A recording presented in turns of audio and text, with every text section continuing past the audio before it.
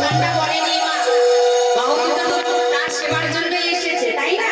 মন্দিরে গেলে সেবা করা হয় না?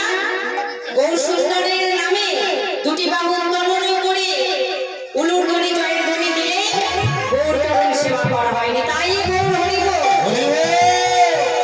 তাই আজ এক নাগরী অপর নাগরীকে ডেকে ডেকে বলছে, নাগরী আয় আয় আয়, দেখ আমার গৌর সুন্দর কেমন ঘরে দাঁড়িয়ে আছে, তোরা দেখবি যদি আয় সোনারে নদিয়া সচি মায়ের দুলালিয়া নেচে নেচে যায়।